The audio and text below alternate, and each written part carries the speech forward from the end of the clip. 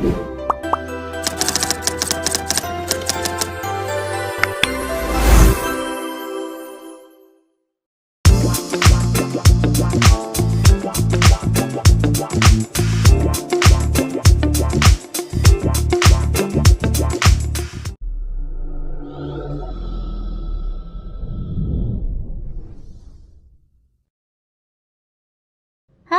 Assalamualaikum warahmatullahi wabarakatuh. Waalaikumsalam warahmatullahi wabarakatuh.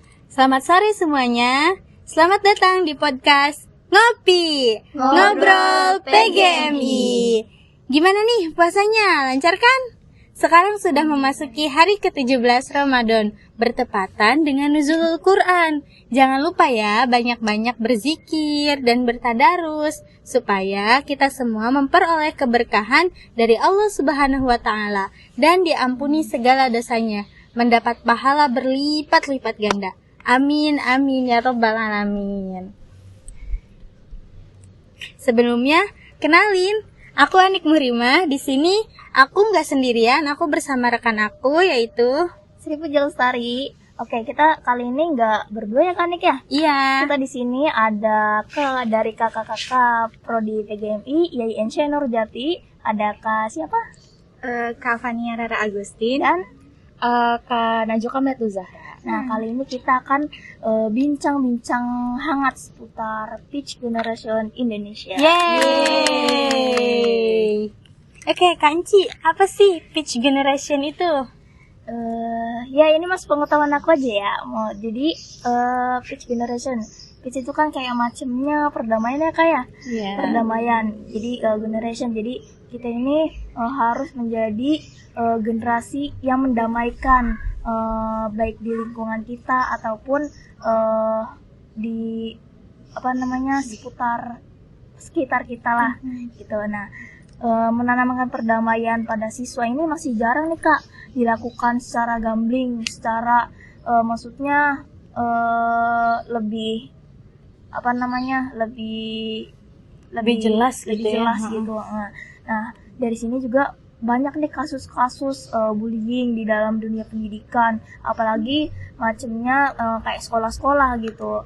Sekolah-sekolah apalagi di usia-usia SD itu kan, maksudnya usia SD itu dimana usia ini nih gak gampang banget terpengaruh juga di sini nih. Iya. Masa-masanya anak ini pembentukan karakternya gitu. Jadi kalau misalkan di usia dini dia itu udah mengalami bullying atau enggak perundungan kayak gitu, itu pengaruh sama mentalnya ke depannya. Apalagi anak SD tuh kadang misalkan diejek sekali ya, walaupun diejeknya bukan kayak berat atau apa, mereka tuh kadang gak mau masuk sekolah lagi gitu besoknya. Gak mau, ada si ini gitu, males gitu. Walaupun gak sampai fisik, kadang tuh mereka jadi menghambat proses pembelajaran mereka gitu ya. Iya. Terus di Indonesia juga udah menduduki peringkat 5 di dunia dari 78 Wow, negara di berarti dunia. besar ya. Iya, Sekali jadi ya. memang bullying ini sangat berpengaruh banget kepada siswa. Gak cuma siswa doang sih, di kantor, di lingkungan juga sangat berpengaruh. Kadang di teman-teman rekan ya guru pekerjaannya juga iya, kadang ada ya ada. kayak gitu tuh.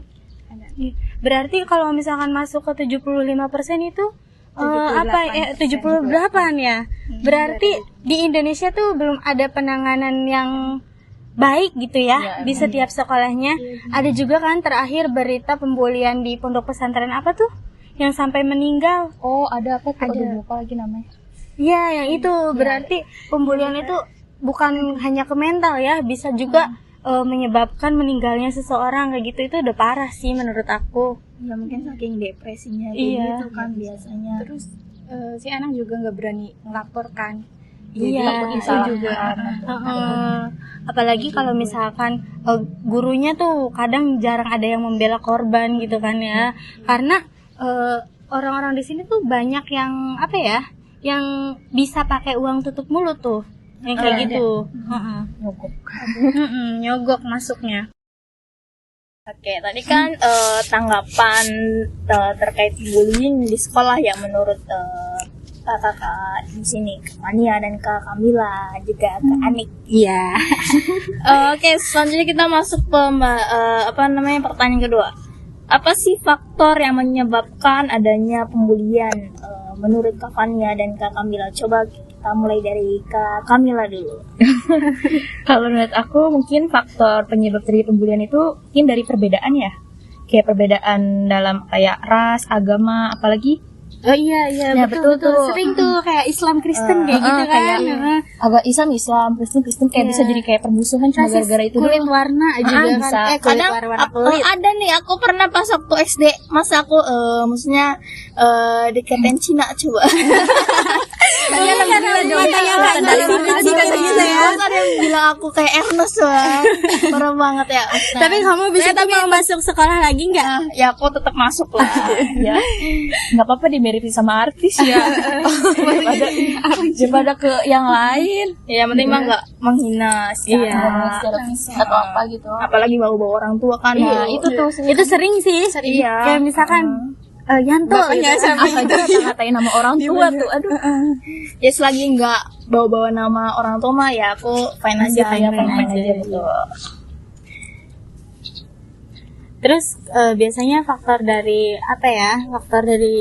apa namanya pembulian tuh salah satunya faktor kesenjangan sosial, kayak orang miskin dan orang kaya. Bukan orang miskin, misalkan dari menengah ke atas sampai menengah ke bawah gitu kan. Biasanya orang-orang dari menengah ke atas tuh merasa dirinya berkuasa, terus ngeremehin orang-orang yang di bawah.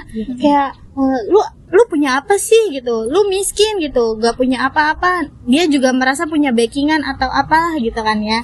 Jadi Biasanya bapaknya kaya gitu. Terus jadi orang-orang yang di bawah tuh kayak nurut-nurut aja gitu kan. Soalnya tau lah ya orang di atas tuh gimana gitu kan. Terus jadi misalkan disuruh-suruh beli ini, beli itu, kalau nggak nurut bisa dimarahin atau digimanain gitu. Makanya orang-orang yang di bawah tuh, orang-orang yang dibully itu dia takut gitu. Kadang biasanya gini Nggak gak sih bisa Kak? speak up. Ya ini pengalaman aku ya masuk SD gitu. Ada sih temen aku, maksudnya dia emang keluarga dari nggak dibilang orang punya gitu ya, biasa sederhana gitu. Gara-gara temen-temennya kan biasanya kalau SD waktu zamannya aku tuh tepak, biasanya tepak tuh Tepak tuh, wadah nasi. bukan tepak pensil. tepak Biasanya ya semakin modern gitu, ya nggak ada kalkulatornya, ada apanya. Sedangkan temen aku tuh pakainya resleting gitu tuh, kan yang sederhana gitu. Ya mungkin orang tuanya mampunya belinya yang kayak gitu kan. Jadi kan si anak tuh gara-gara ngeliat temennya tepaknya bagus-bagus, jadi dia tuh rasa berdampaknya ke orang tuanya tuh. Mau beli ini, dia maksa. Kadang kayak gitu juga, dia mau nyamain ke teman-temannya kayak Gengsi gitu. berarti ya. Gengsi, lebih ke gengsi. Akhirnya dampaknya usia-usia segitu kan, maksudnya kena mental kayak gitu kan, maksudnya gimana gitu ya. Tadi katanya Faktor lain juga bisa dari keluarga sendiri ya. Dari keluarga sendiri kayak didikan dari orang tuanya itu kurang baik gitu. Misalnya kayak orang tua melakukan kekerasan, jadi si anak itu bisa meniru kekerasannya ke orang lain, ke temennya sendiri. Terus juga dari apa ya namanya, dari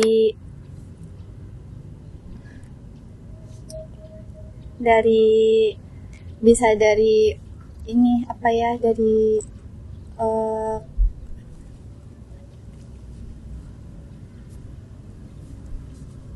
dari apa Kak? Dari apa nih? Tapi menurut aku bisa juga dari fisik sih Kak. Oh iya, Bisa juga, yang tadi warna kulit tinggi, kecil, pendek gitu Nah, kan. itu kadang biasanya aku dikata-katain pendek. Tapi kan kita kurus, gendut yang juga penting bisa. itu Tinggi juga harus suka apa kena body ya. shaming ya kayak namanya ya Kak. Body shaming. Kalau misalkan kayak gitu, mungkin kalau misalkan konteksnya bercanda biasa aja ya. Kalau misalkan si pendek sampai pendek lu apa gitu kan, sampai kayak gitu parah sih, harus ditanganin juga, harus dicegah gitu kan. Ya bahkan bullying ini ya nggak bisa kita katakan sebagai lelucon juga sih Iya Kak. sih, bener-bener Kadang sih. terus juga Sama orang yang aja ya. bullying juga gak merasa dia ngebully gitu. Iya. Dia nganggapnya juga Bercanda. Kayak Oh, berarti awalannya itu dari ejekan. bercanda gitu kan ya. Ya namanya juga bercanda itu ya tetap ada batasannya sih Kak. Ya namanya dikatakan bercanda itu ketika kita ngobrol sama-sama bisa fair. dikatakan lucu Iya. itu ya dari dua arah itu kita Ya, masih sama-sama ketawa bercanda lah. gitu. Kalau salah satu yang ketawa itu belum bisa dikatakan bercanda. Iya, berarti itu lebih ke kita harus menjaga perkataan kita ya. Jaga Walaupun perasaan orang lain. perasaan orang lain, mau dia pendek, tinggi, ya namanya juga manusia pasti ada perbedaan ya. Jadi hal yang kayak gitu tuh bukan buat bercandaan gitu kan, bisa Iya. menyinggung orang lain. Bukan bukan dibilang remeh juga. Iya sih. Karena apalagi di usia-usia SD kayak gitu kan ya mentalnya tuh ya dikhawatirkan ketika dia besar itu Ke bawah ya. bawa-bawa, Ingat terus ya. ingat. Apalagi Malah jadi hal kecil insecure gitu. bertahun-tahun iya, ya. di jangka panjang kan kayak gitu tuh. Bisa bikin insecure itu bahaya loh. Kalau udah insecure, nggak percaya diri, nanti dia jadi kalau mau ngambil langkah, mau mengambil suatu hal keputusan, dia bakal kayak aku bisa nggak ya, kan aku kayak gini, kan aku kayak gitu. Timbulnya rasa ragu Iya. biasanya. Mungkin karena ketakutan yang besar dia itu. Oke, selanjutnya kita masuk ke pertanyaan ketiga. Apa saja sih yang harus kita persiapkan sebagai guru untuk mencegah pembulian gitu? Mungkin bisa dari Kak Fania dulu. Untuk mencegah pembulian itu bisa dari pendekatan kepada anaknya ya. Kayak tadi kayak kita melihat ada yang beda dari anak kita, kayak misalnya kenapa sedih, kenapa sedih terus, kenapa kayak murung, kenapa kayak males sekolah, berangkat sekolah. Kita harus Lebih dekat sama anaknya. lebih dekat. Jadi harus peka gitu terhadap situasi, terhadap per anaknya gitu. Ya mungkin kalau lagi misalkan ada diem yang beda, gitu mungkin kita harus ditanyain deketin gitu. gitu. Supaya supaya mereka tuh merasa dekat ke kita, jadi lebih terbuka buat cerita bahwa dia tuh kenapa. Jadi kalau dia cerita dia merasa aman, merasa secure, merasa ada yang Biasanya kalau membela gitu. kita ya yang kita mendukung. aja sih misalnya kita punya masalah gitu ya kayak punya masalah terus kita kalau udah dibicarakan udah disampaikan ke orang itu Iya, walaupun satu orang itu kayak enggak gitu. bener-bener seenggaknya Ya, ada yang iya. merangkul lah. Iya. Apalagi ke anak-anak kan kayak gitu kan. Ya anak-anak itu butuh apalagi yang misalnya nggak bisa tuh dikerasin kalau anak-anak tuh pokoknya kita harus lembut harus Takut nanti dia. nanti dia takut. Takut kiranya gurunya galak, aku nggak berani cerita sama dia. Iya, Apalagi biasanya kalau anak-anak tuh kalau udah dideketin guru misalkan padahal guru mau nanya gitu mau nanya baik-baik ya tapi dia tuh Dikiranya punya punya berpikiran takut guru ini marah gitu. iya benar-benar. Takut dimarahin gara-gara mungkin ada suatu kejadian di sekolah gitu. Takut dia disalahkan gitu. Barangkali mungkin dari Kak Kamila coba. Mungkin bisa juga kayak kayak korban bisa kayak dipisahin tuh korban bullying sama yang si Pembulinya. jadi secara berpisah gitu alasannya kenapa dibully, terus kamu diapain sama si Si pembulinya bullying itu gitu. Jadi kayak jangan dicampur, takutnya malah kayak gimana ya terulang ya. gitu. Jadi peran kita di sini nih ya sesuai topik kita ya. Jadi perdamaian. Iya. Jadi yang mendamaikan ya kayak. Jadi kita ini generasi guru-guru muda gitu. Iya. Kita harus menjadi terhadap peka bullying. terhadap anak, kasus-kasus isu bullying kayak gitu. Pokoknya mencegah yang sudah terjadi aja. Iya. Dan yang penting itu jangan menerima dan jangan tergiur uang suap aja. Iya. Lu kalau Sudah biasanya, banyak ya. biasanya kalau misalkan pembulian orang tua si pembuli itu nih tutup mulut misalkan 10 juta. Terus kita tergiur, ya berarti kasihan dong korbannya. anaknya, heeh. iya. Udah dia dapet trauma, terus dia jadi hilang secure, hilang percaya dirinya dia. Apalagi gitu. misalkan dia itu udah yang dibully, dia orang yang kurang gitu. Iya, Orang mampu. iya, Kan orang kalau mampu. Aduh, sedih kan banget kalau mungkin kalau dianya kaya juga tetap bisa dia ngadu ke Iya, orang bener, tua bener. gitu. Jadi si orang tua itu bisa nyogok, bisa suap ke gurunya. Tapi kan kalau dianya dari keluarga yang kurang juga suka Makin terpuruk. iya, kasihan ya. kadang kan nggak tahu nih di keluarganya orang tuanya kayak gimana gitu. Bahkan ada yang orang tuanya terpecah belah kayak gitu kasusnya. Jadi kita tuh sebagai guru yang pertama tadi harus menjadi seorang yang memberikan kedamaian, terbuka kepada anak, memberikan kasih sayang. Yang Terus pernah juga- dialamin guru-guru kita dulu yang kurangnya ya mungkin dihilangkan kan. Iya. Kita melihat situasi keadaan apalagi di Indonesia ini sangat besar lah sampai berapa tadi 75 dari 75 besar. persen. Kita melihat anak-anak seperti itu kan, ya gimana Indonesia mau maju gitu. Iya. Generasinya Masih aja tinggi ditanamkan sama hal-hal yang negatif seperti itu. Ya berarti salah satunya ya gitu harus memberantas pembulian, kasus pembulian ini. Ya. Jadi bullying ini juga bukan hanya omongan doang, melalui omongan doang, Oh, iya. bisa melalui fisik. Iya. Dari Verbal, ya. cyberbullying juga ada kan? Ya betul. Bener. Dari perkataan, dari perbuatan juga itu udah termasuk bullying ya. Iya. Heeh. Jadi jangan misalkan padahal cuman ngomong kayak gini loh, kalau dia sakit hati. Ya, itu Itu tapi tetap berpikirannya aja parah gitu. banget. Kadang orang yang ngebully kayak itu tuh mereka tuh tanpa menyadari gitu ya. Iya. Gitu. Tadi yang seperti dikatakan sama Kak Fania ya. Oke, yang terakhir, gimana sih Kanci supaya kita tuh bisa menciptakan pitch generation tersebut gitu?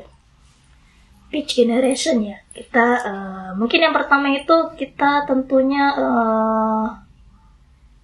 bidangnya tentang kayak pendidikan. Pendidikan ini sangat penting ya Kak ya. Nah, pendidikan tentang kayak konflik dan empati. Jadi kita itu mengajarkan anak-anak ini tentang konflik dan pentingnya memiliki empati terhadap orang lain serta cara menyelesaikan masalah itu tanpa menggunakan kekerasan. Jadi kalau di sekolah itu ya selesaikan kalau ada masalah itu dengan damai tanpa harus memukul dan mengejek sebagainya. Kemudian yang kedua itu bisa kita promosi dialog dan pengertian kepada anak. Jadi mendorongkan komunikasi terbuka antara pelaku bullying dan korbannya. Nah, serta mempromosikan pengertian dan toleransi terhadap perbedaan itu bagaimana. Jadi kita itu sebagai guru juga maksudnya perlu nih mengajarkan ke anak ini bagaimana tentang perbedaan. Jadi kita saling menghargai gitu, toleransi. Iya. Terus kan kemudian yang ketiga itu bisa kita penggunaan kesadaran sosial. Jadi mengembangkan kesadaran tentang dampak negatif membullying itu seperti apa dan pentingnya pendukung satu sama lain di dalam lingkungan sekolah dan masyarakat. Jadi kita itu perlu membangun kesadaran tentang bullying gitu. Iya. Bukan hanya di ranahnya siswa aja gitu, kita sesama guru gitu juga kita perlu, karena kan dari guru maka bisa nurun ke siswanya gitu. Juga kita bisa memperdayakan anak-anak ini jadi memberikan dukungan dan sumber daya pada korban bullying ini untuk merasa kuat. Jadi kayak macamnya motivasi kayak gitu tuh Kak. Iya betul. Melakukan pendekatan. Iya, pendekatan jadi yang seperti pembahasan kita yang tadi ya Kak ya. Iya betul. Jadi kita ini perlu pendekatan terhadap siswa. Jadi siswa ini biar gak ngerasa sendiri gitu. Iya, kayak ada yang mendorong gitu. Siswa itu. Jadi kemudian kemudian selanjutnya itu melibatkan orang dewasa yang mendukung. Jadi peran orang dewasa ini seperti guru, orang tua, jadi Kakak-kakaknya kayak gitu. staf sekolah juga gitu. Bukan di sekolah doang berarti ya, sosial emosionalnya juga di rumah kayak gitu, supaya dia nggak terbiasa terpengaruh dari hal-hal negatif. Iya, mungkin seperti itu. Jadi juga menyebarkan pesan tentang perdamaian dan kehormatan itu seperti apa. Ya, jadi apalagi anak ini generasi sekarang tuh generasi gadget ya kayak. Iya, betul. Gadget. Jadi menggunakan media sosial juga kita juga harus perlu hati-hati gitu.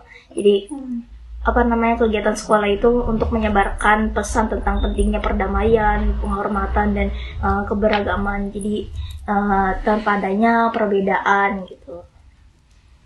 Jadi memberikan hal-hal positif bagi anak itu penting. Jadi agar tidak